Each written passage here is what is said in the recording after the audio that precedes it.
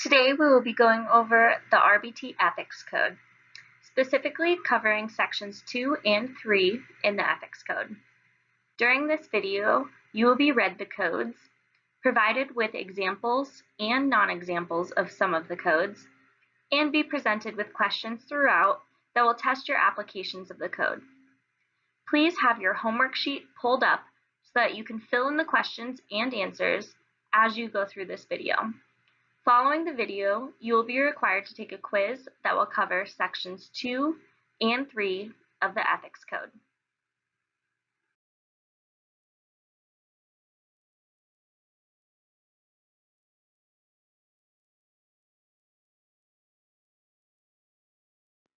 The first section that we'll be covering is section 2, Responsibility to Clients.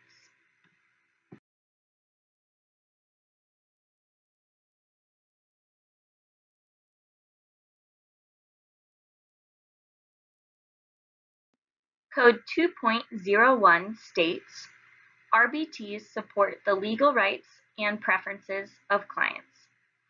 It is important to support the legal rights of clients. Also, taking the client's preferred goals, activities, and methods into consideration is a part of providing quality services. Legal rights may include HIPAA or FERPA. Preferences could include the client's preferred goals, what activities they enjoy, or their preference in teaching methods. Now we'll watch a short clip.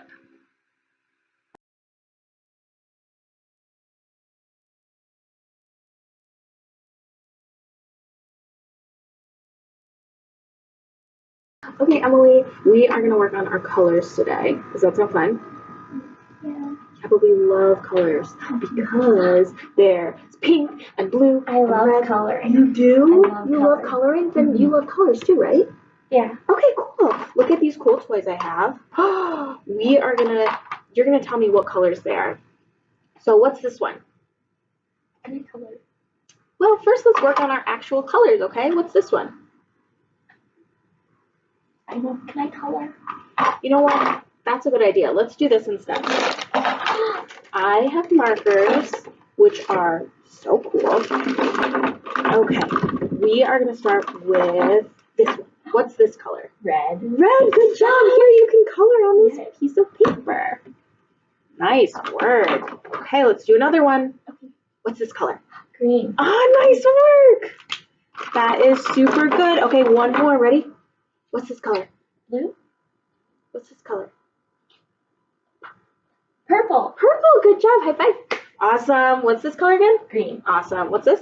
Purple. Yeah.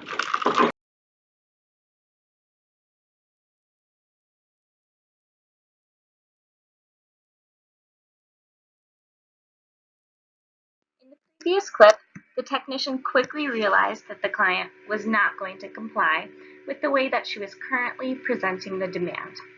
The client had a high MO for coloring, so the technician acted quickly on her feet to switch the way that she was instructing by incorporating the client's preferences and using a naturalistic teaching style. So how did the technician do? She did great. As Code 2.01 stated, she took the client's preferences into consideration. This was able to decrease any problem behavior that may have occurred and increase compliance with the client.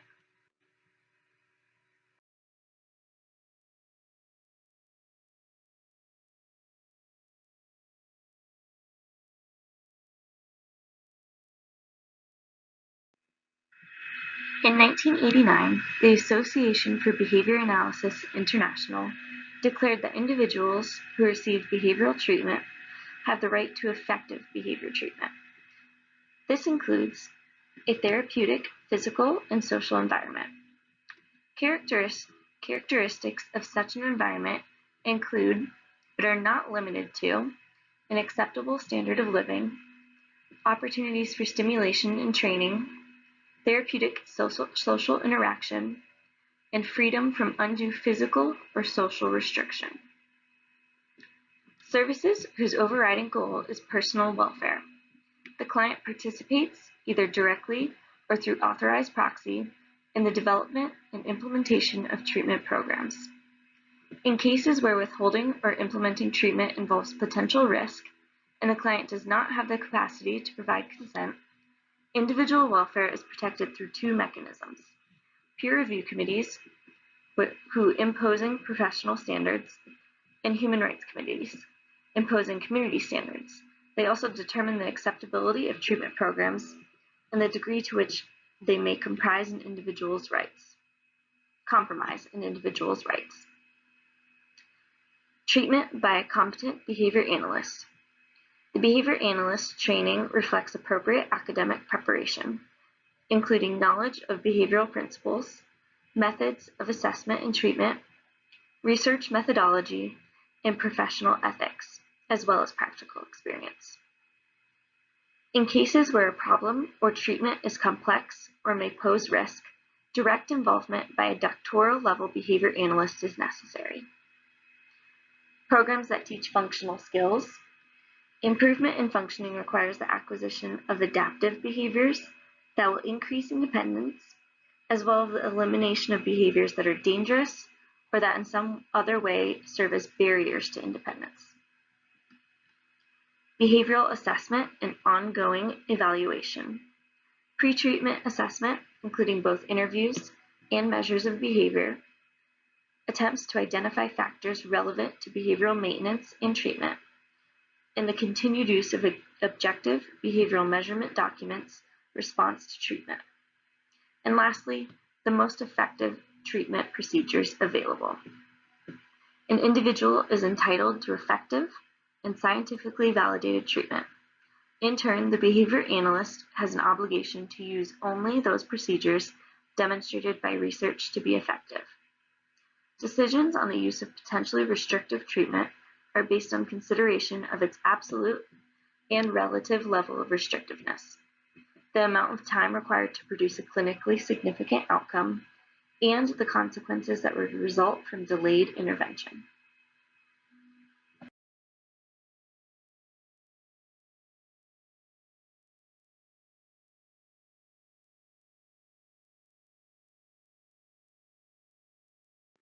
Code 2.02 states, if RBTs become aware that a client's legal rights are being violated, or if there is risk of harm, RBTs must take the necessary action to protect the client. This includes, but is not limited to, contacting relevant authorities, following organizational policies, consulting with their supervisor, and documenting their efforts to address the matter. This is not an order of steps to take, but several options that they can and may need to be taken.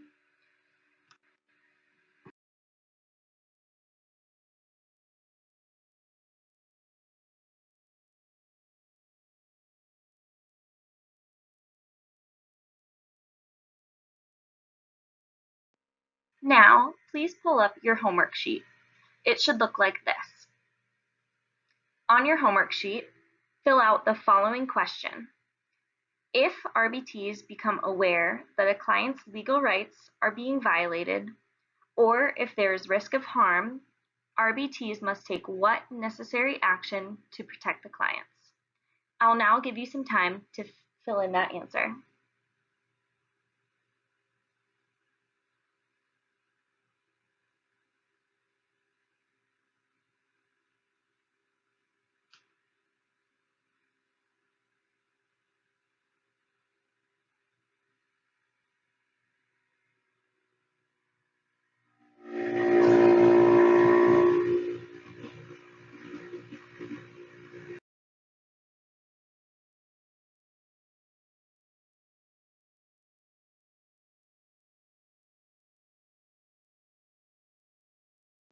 Again, pull up your homework sheet and fill in the following answer. 1. Contacting relevant authorities. 2. Follow organizational policies. 3. Consult with their supervisor. And 4. Document their efforts to address the matter. I'll now give you some time to get that filled in as well.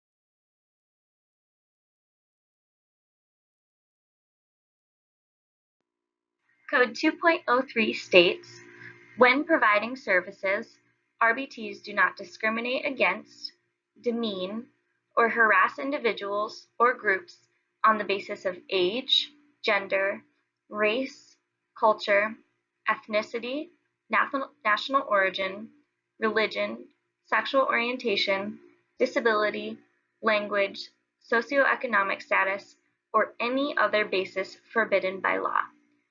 RBTs recognize their own limitations and obtain the proper training. RBTs have an obligation to provide services and cannot discriminate against clients for any of the reasons listed. If an RBT determines that they are limited in their practice due to one of the reasons listed, they should seek and obtain training. For example, cultural competence may need to be required to provide quality services to some clients. So RBTs should seek out that training.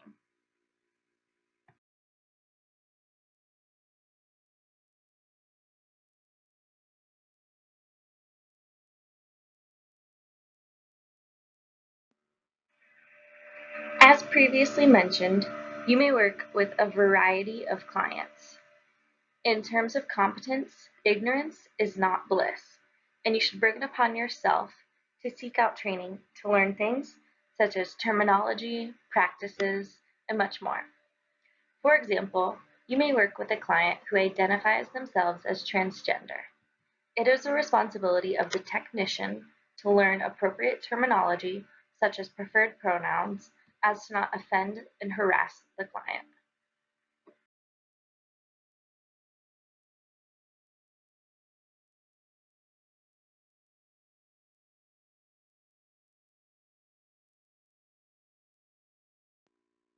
Code 2.04 states, RBTs do not accept gifts from or give gifts to clients. There are some exceptions. For example, you should always take a client's culture into consideration. Some clients, especially their family, may find it rude if they offer you food and you refuse that food.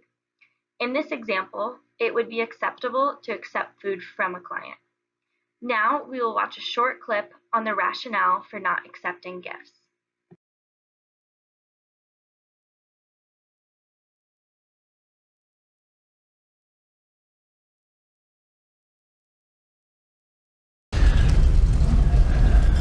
Gifting.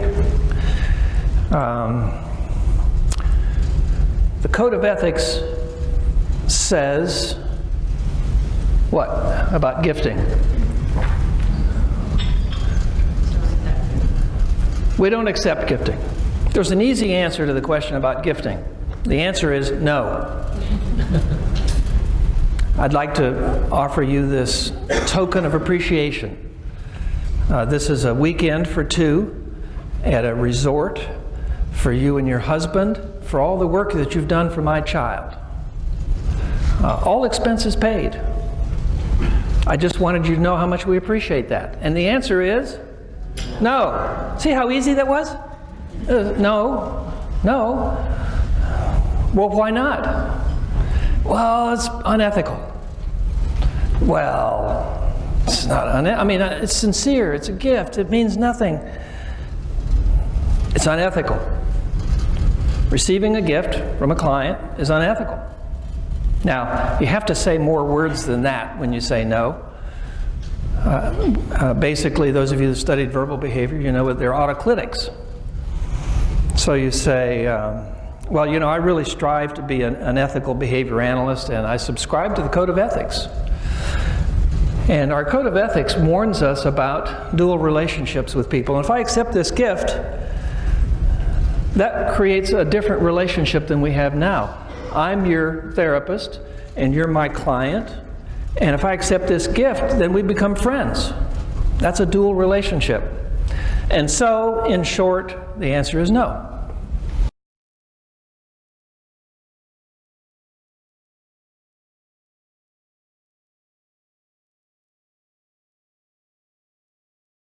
Please pull up your homework sheet. On your homework sheet, fill in the following question. What type of relationship forms when you accept a gift from a client? I'll now give you some time to fill in that answer.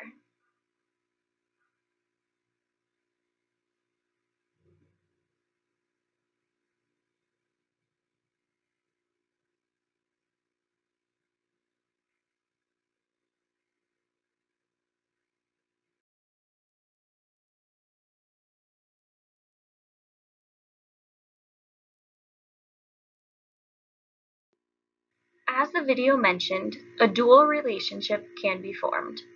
By accepting a gift, you are now in the role of both RBT and friend. You can also cause problems with other families that you provide services to. It can appear that their child may not receive as good of services if they are not also giving their child's therapist gifts, even though this may not be the case. On your homework sheet, please fill in the answer, a dual relationship. I'll now give you some time to fill that in.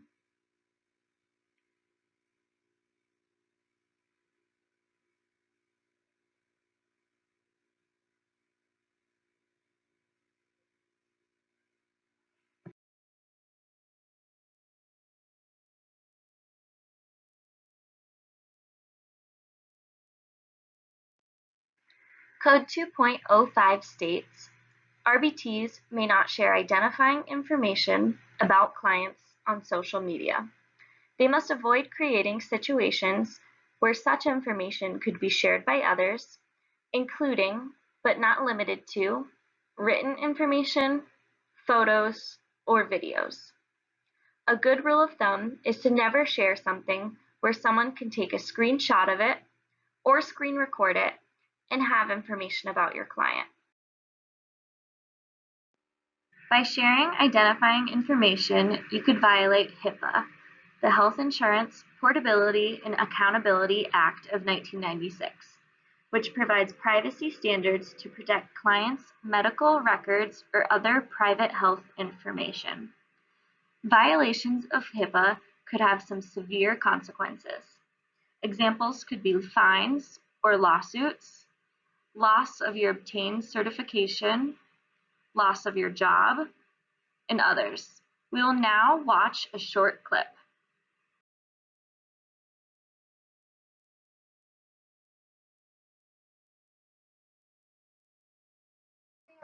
What do you want to play with now that we're all done with work? Games. I want to play games. You want to play games on my phone? Yeah. Okay, cool.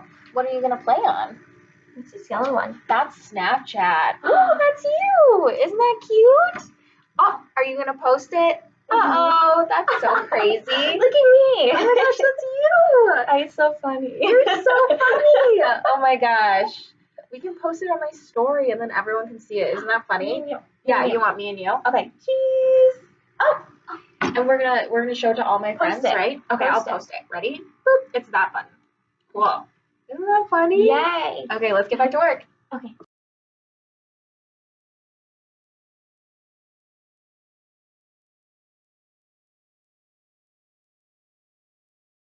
How did the technician do in the previous video? The client's personal information was shared because their photo was posted where others could see it. Although it may appear that it was the client who initiated this encounter, you must understand that we are working with a vulnerable population. Most times, our clients are not able to provide consent, especially if they are minors. So what should the technician have done instead? It was clear that the client wanted to play with the phone. Instead of using the technician's phone, she could have allowed the client to take pictures of the two on the client's personal device, if the technician was comfortable with that. If the client doesn't have a personal device, the technician should then avoid using applications, such as social media, where personal information can get out.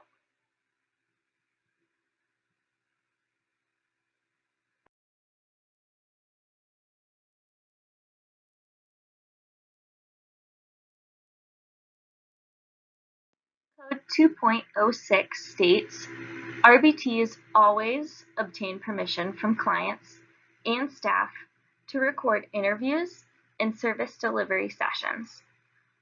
Consent must be specifically and separately obtained from each individual.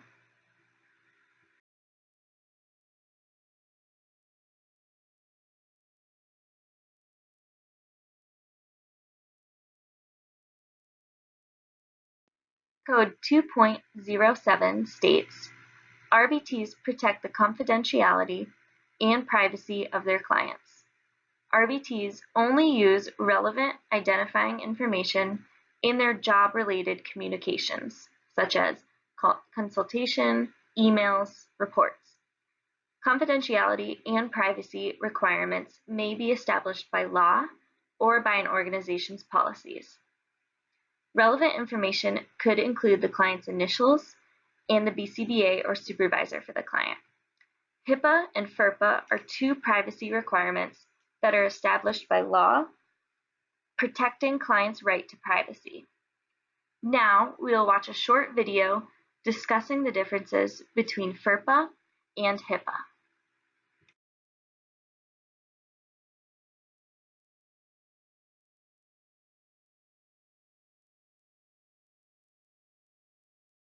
This video will discuss two laws that are crucial to understand and to follow in special education. They are FERPA and HIPAA. We will discuss each one individually and compare them. The first law is FERPA, which is the Family Educational Rights and Privacy Act of 1974. This law covers educational records of children. It was created to find a balance between access and privacy, so that those with a need to access the records would be granted that right, and those without a need to access the records would be restricted so that the privacy of the student would be protected. If there are violations of FERPA, the district or the individual is not fined for those violations, but federal funds are withheld from the program that violated FERPA. Under FERPA, assessment data must be placed in a confidential file secured by two locks.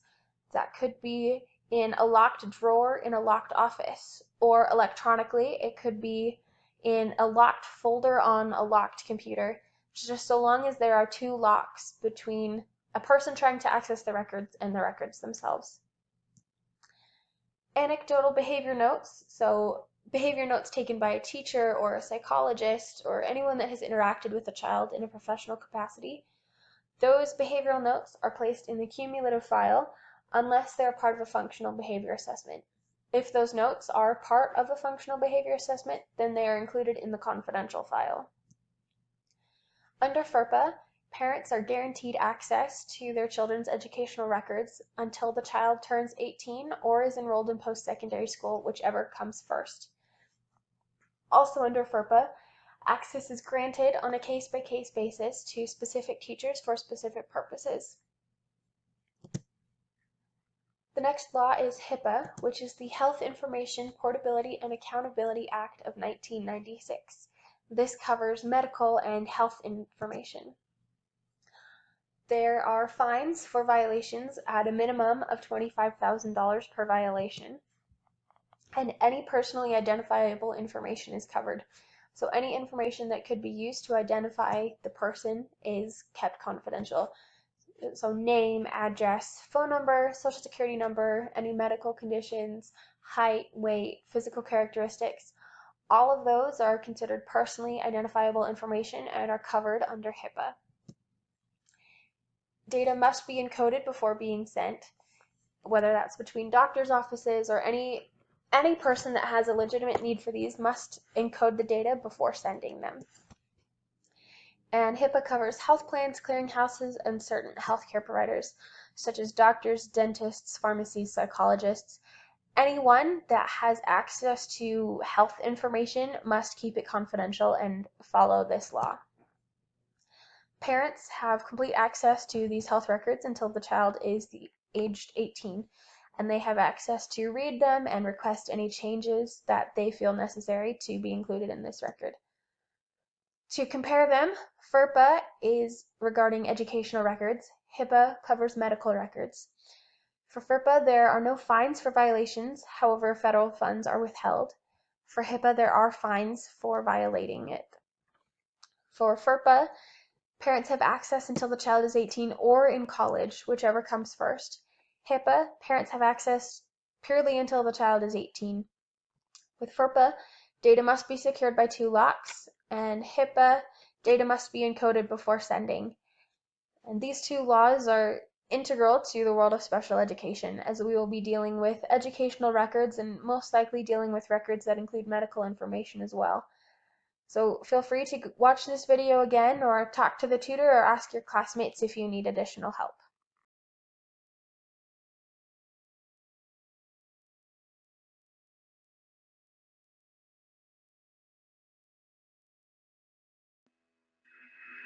Here we have a sample email that a technician, Kaylee, is sending to her BCBA, Annie. In this email, she states, "Hey Annie, I was working with Jake today and wanted to discuss with you some of his problem behaviors.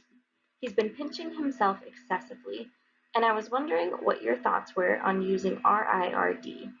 I used to work with Beth, and she also had a pinching problem, and we used RIRD to decrease it, and it worked really well. I CC'd Beth's BCBA, Emily, in this email in case you wanted to reach out to her about it. I'd love to know what you think before I work with Jake tomorrow. We're supposed to go to the Kalamazoo Public Library and do a social group, and I am nervous about him pinching other kids. Thanks so much, Kaylee." Let's identify what is wrong in this email. First, she used the client's name multiple times, as well as another client's name in the email. Second, she discussed private information about the client in the email with his name. She also CC'd another BCBA who will now know this confidential information that they're not obligated to know. She also included information about Beth, another client, that Annie, her current BCBA that she's emailing, is also not obligated to know about. And finally, she disclosed information about a location that they're going to be at, which makes Jake even more identifiable in this email.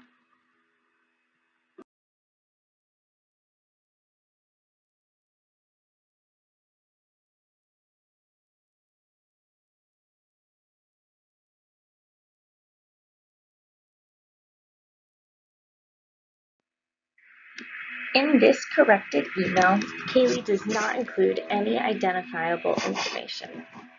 She uses only initials, as seen here, and does not mention the other client or BCBA at all, as seen in this underlined section. Any information that could be identifiable, Kaylee leaves out and instead asks to have a meeting in person to further discuss those things.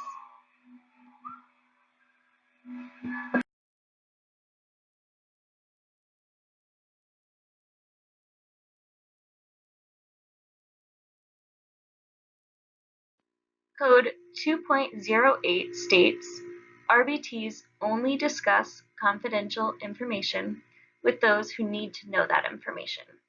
They share information for job-related purposes only. Confidential information includes, but is not limited to, information about anyone with whom the RBT works, information about anyone to whom the RBT provides services. RBTs maintain confidentiality when handling records under their control. This includes records that are written, electronic, or in any other format. Handling a record may include creation, storage, access, transfer, or disposal. You should only be discussing your client with your supervisor or BCBA and others that work with your client. This should only be done for job-related purposes, not as a means of small talk or gossip. For example, you and other RBTs may discuss client problem behaviors as a means of problem solving in determining the function of those problem behaviors. We will now watch a short clip.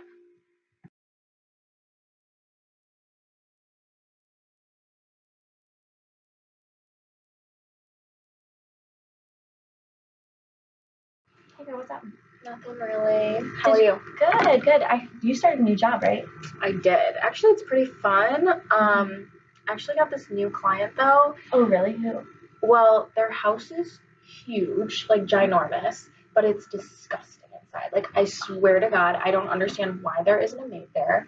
Because, like, not gonna lie, the dad basically owns, like, that auto supply store on Main. You know that big one? Yeah. My friend works there. Really? Mhm. Well, the dad, like, basically owns it. So I don't understand why they can't afford to, like, get a maid or clean their house or anything like that. It's That's crazy. so disgusting.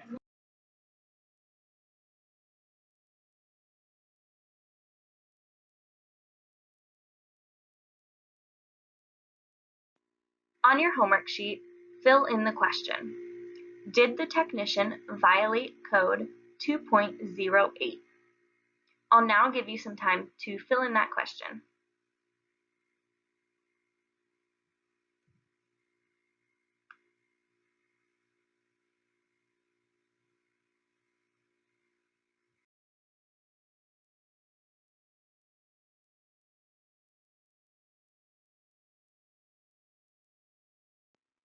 The answer to the previous question was yes. She was in violation of code 2.08. You cannot discuss the family that you provide services to, even if you do not discuss the client specifically. By stating that the father owns auto supply on Main Street, a person could reasonably figure out what family you are talking about and who the client is. On your homework sheet, fill in the following answer. Yes. I'll give you some time to get that filled in.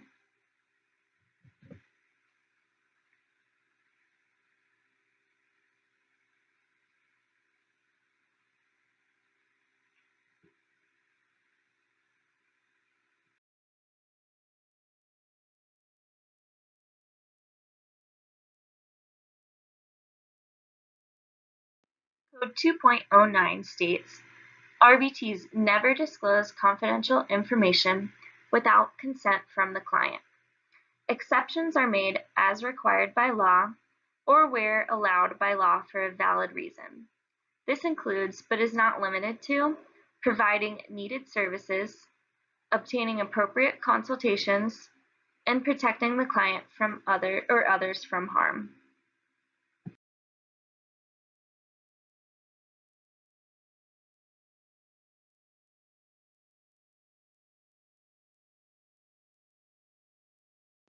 There are 7 limits to confidentiality that we will go in more depth on.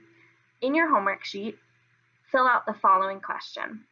List the 7 limits to confidentiality.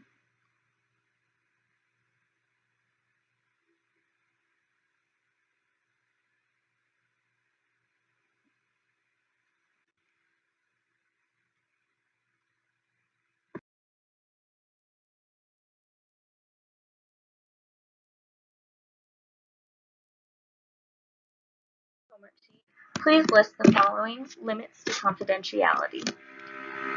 1. Report suspected child abuse or neglect. We have a duty to report if we suspect that a child is being abused or neglected. It should be noted that this only says suspect. We do not have to witness this in order to report it. Number 2, report abuse or neglect of elders and those with impaired mental capacity. Again, we have a duty to protect those vulnerable populations. Number 3, contact family members or authorities regarding imminent self-harm. If a client makes it known that they plan to harm themselves, we have a duty to protect our clients from that. Number 4, warn individuals of intent to harm others or self. Piggybacking off that last point, if a client makes it known of their intent to harm another person, we have a duty to warn others about that danger. Number 5, foreknowledge of crimes. If a client informs us about their intent to commit a crime, we have a duty to inform authorities of that crime. Number 6, military investigations. We may be contacted about a client's ability to perform in the military and can disclose confidential information for that purpose. And number 7, suitability for employment. Lastly, employers may contact us about a client's suitability for employment. Confidential information may be disclosed to inform employers about a client's ability to perform specific jobs.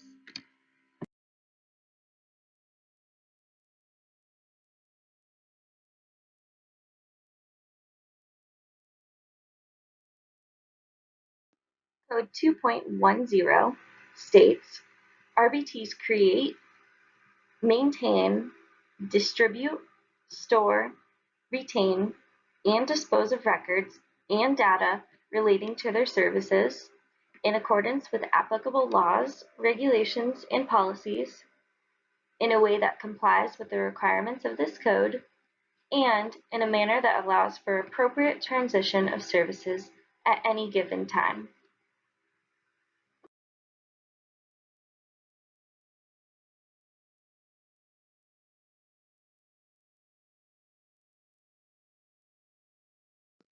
In order to efficiently maintain records, a reliable method for keeping client information confidential is necessary.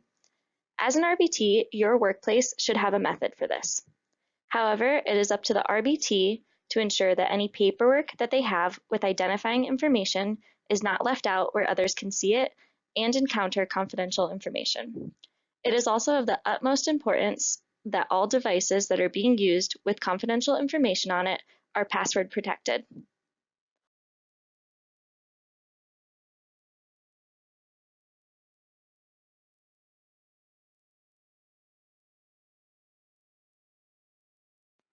Next, we will be moving on to Section 3.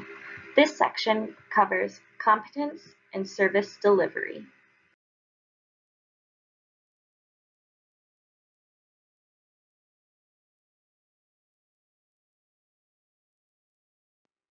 Code 3.01 states, RBTs only practice under the close, ongoing supervision of a qualified supervisor.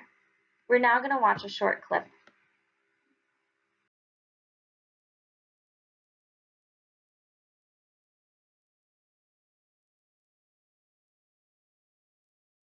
So Emily, before you go, thanks so much for watching Johnny tonight. Yeah, of course, Honestly, like it was really last minute, but we had to go to this like work dinner thing. No, I love working with him. He's so Okay, good. cool.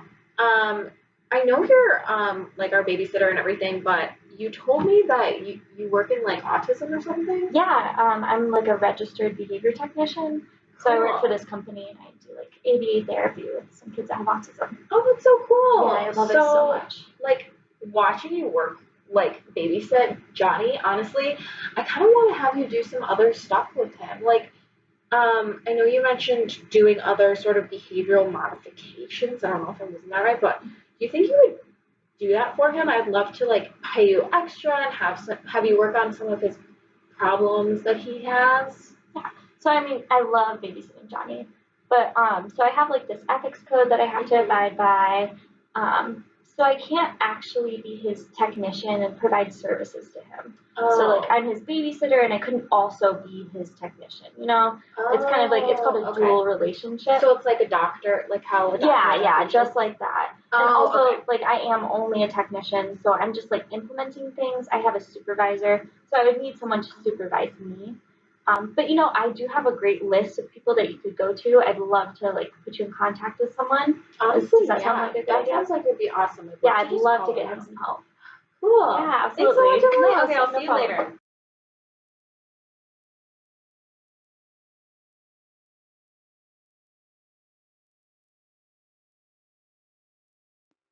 On your homework sheet, fill out the following question. Are you able to provide ABA therapy to the child of a family friend while babysitting? I'll give you some time to answer this question based on the video you just watched.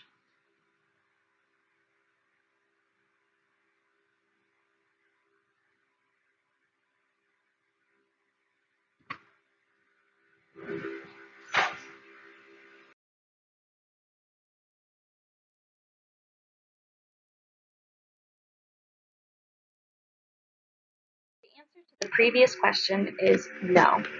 Not only would this create a dual relationship, but you are only able to practice under the supervision of a qualified supervisor. The RBT in the video did a great job explaining her ethical obligation to the code, as well as rationale for why she could not provide services. She also went one step further and provided options for the mother to obtain services for her child. On your homework sheet, fill in the following answer: no.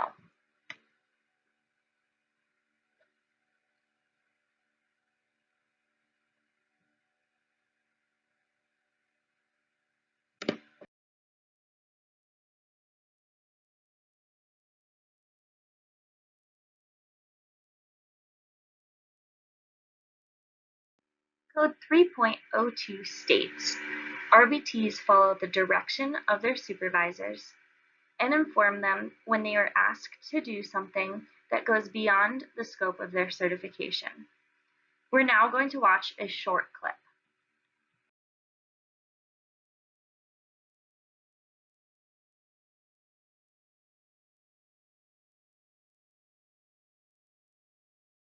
Hey Emily, are you ready to see little Garrett today? I'm so excited. He's so cute. He is so cute. So, just double checking, you are familiar with FAs, functional Yeah, assessments? I learned about them when I was doing my RBT certification thing. Perfect. Okay, so you know them. That's perfectly fine. I'm actually going to have you run one. Here's all of the things that you're going to need. Okay. So you're just going to have to do that. I'm going to be here for the first 15 minutes of the session, just do a parent check-in, and then I'm going to head out. But you've got this. And then you can just text me your notes and what's going on, and if everything's good, and then I'll read your progress note at the end of the day. Is someone else going to be there with me? No, it's just going to be you. You know how to run sessions with him, so you'll be totally good. Yeah, I think I can do that. Okay, cool. Perfect.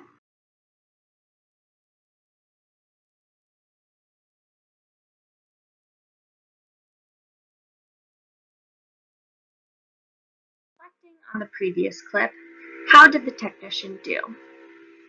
She did not disclose that conducting the functional analysis independently would go beyond her scope of her certification. She instead agreed to conduct the functional analysis. So what should she have done differently then? She should have informed her BCBA that she has an ethical obligation not to practice outside of her scope of practice. She could definitely help the BCBA with conducting the functional analysis, but it would be unethical to conduct it herself.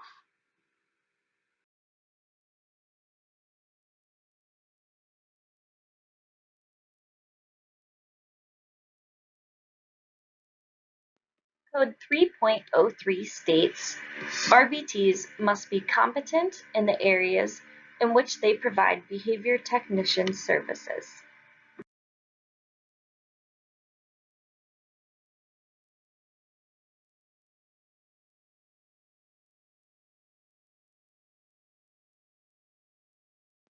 Code 3.04 states, RBTs may not practice with new client populations without proper training and oversight.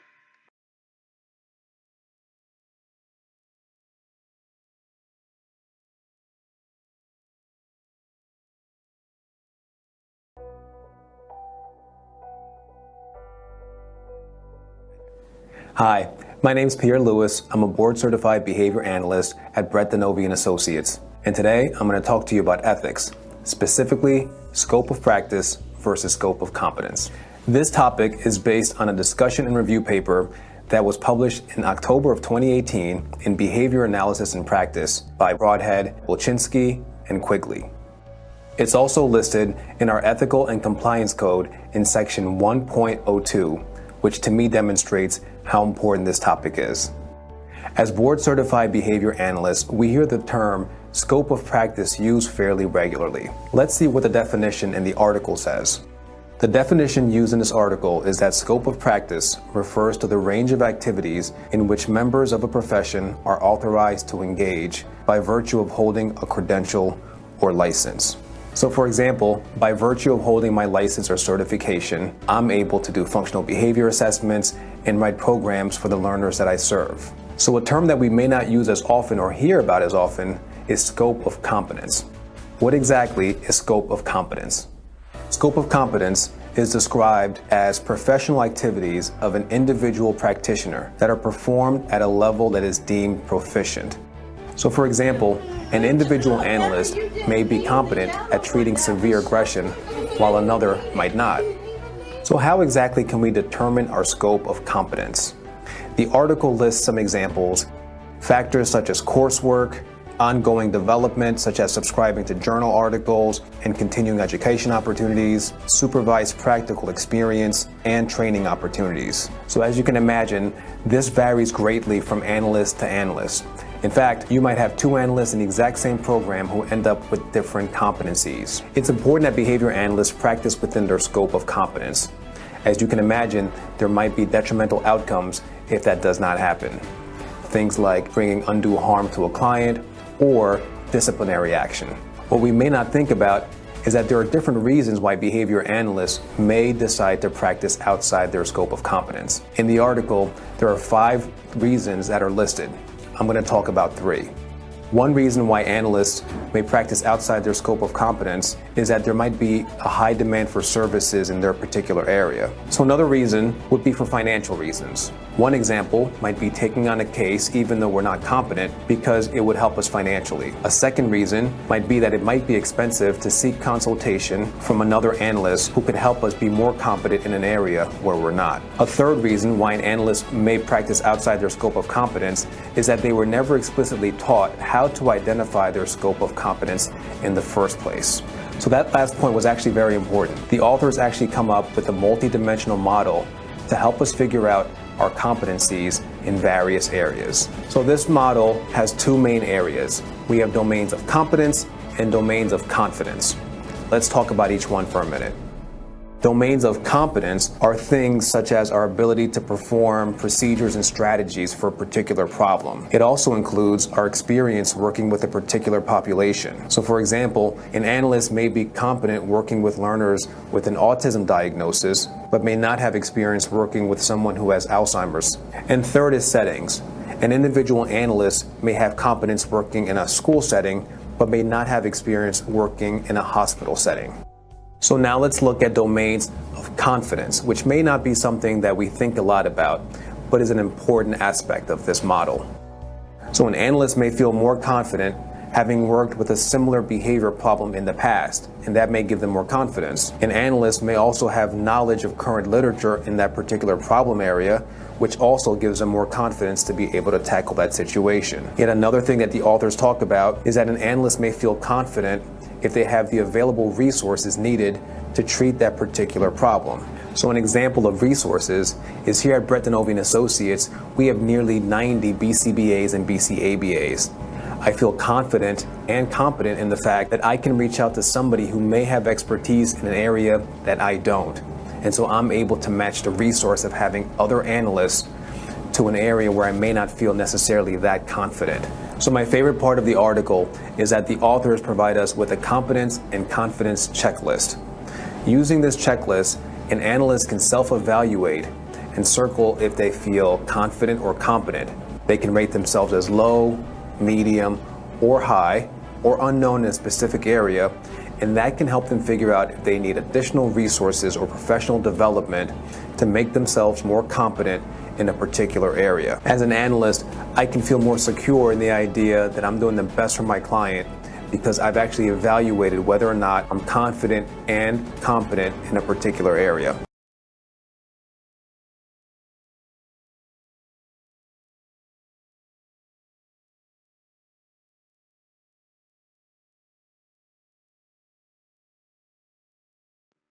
There are several ways in which one can expand their scope of practice.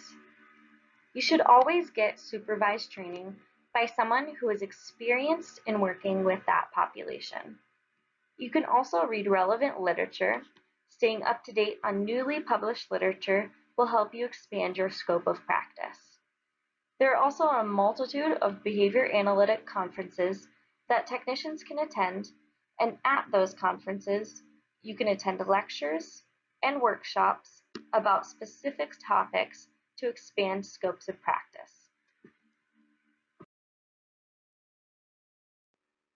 So you've read literature on a topic or attended a lecture discussing that topic. Now the question is, have you expanded your scope of practice? The answer to that question is not necessarily. You may still need some additional training.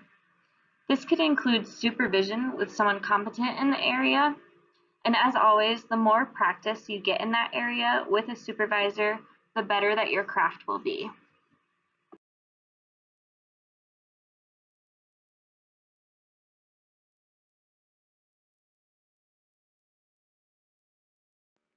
On your homework sheet, fill in the following question. What should an RBT do when they are asked to do something that is beyond their scope of competence? I'll give you some time to get that question filled in.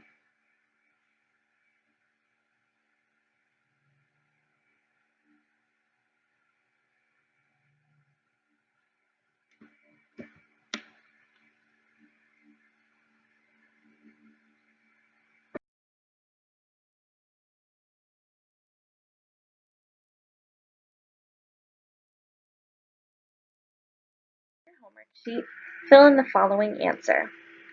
The RBT should inform their supervisor and attain proper training. I'll give you a little bit of time to fill that in.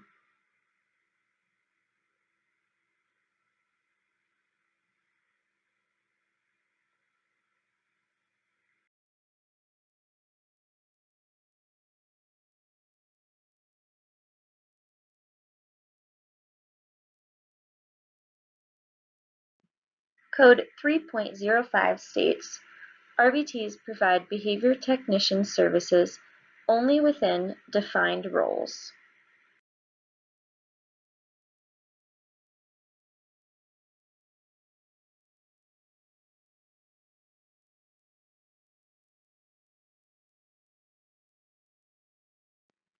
Code 3.06 states, when RBTs provide services, they communicate with clients in a simple and easy to understand way.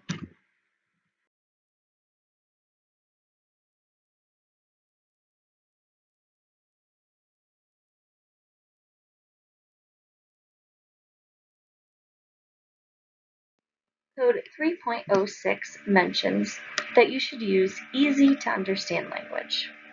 However, this can sound kind of confusing. Instead, you should communicate how the client communicates. If they use PECs, using pictures can help them understand. The learner may use sign language. They can use simple short sentences or even more elaborate sentences. It all depends on the learner and how they currently communicate.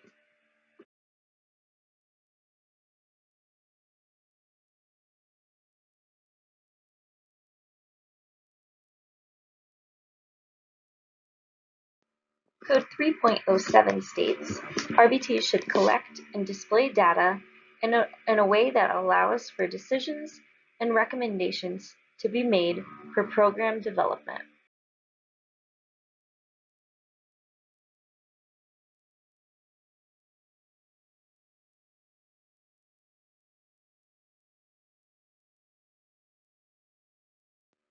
On your homework sheet, fill out the following question. In what way should an RBT collect and display data?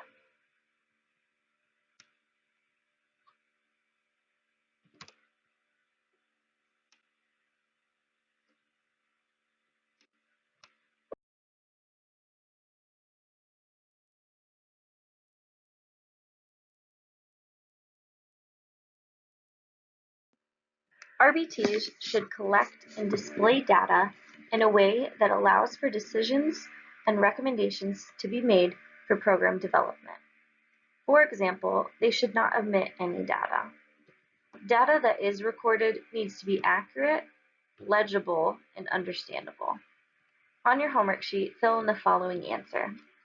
RBTs should collect and display data in a way that allows for decisions and recommendations to be made for program development. I'll give you some time to get that filled in.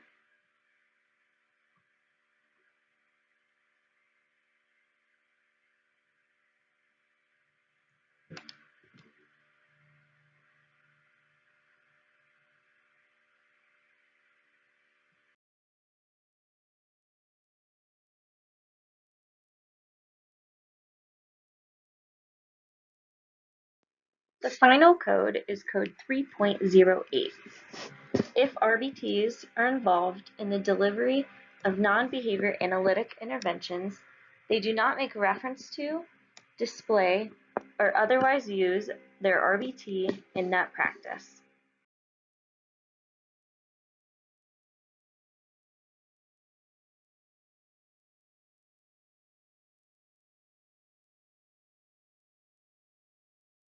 On your homework sheet, fill out the following question. What should happen if an RBT is involved in the delivery of a non-behavior analytic intervention.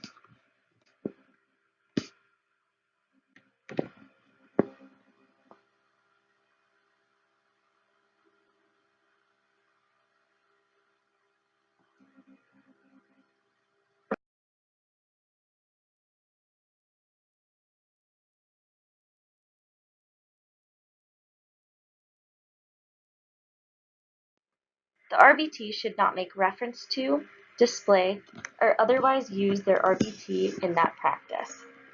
This does not prohibit you from being involved with non-behavior analytic services. You, however, must not use your RBT credential as a part of those services. This is to prevent deception. On your homework sheet, fill in the following answer. The RBT should not make reference to, display, or otherwise use their RBT in that practice.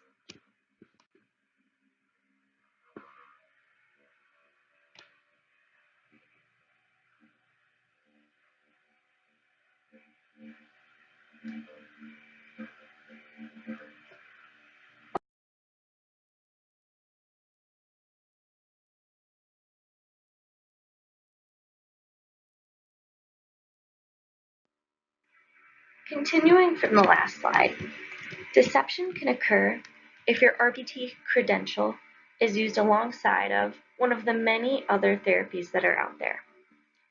Applied behavior analysis is an evidence-based, proven to be effective treatment.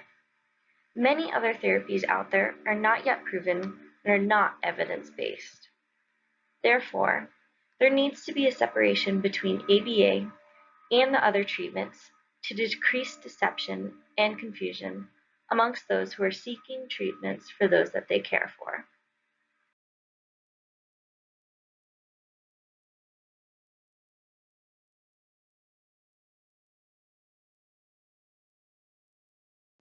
This concludes the supplemental PowerPoint covering sections 2 and 3 of the RBT Ethics Code. You will now be required to take a brief quiz over the material that was covered in this PowerPoint.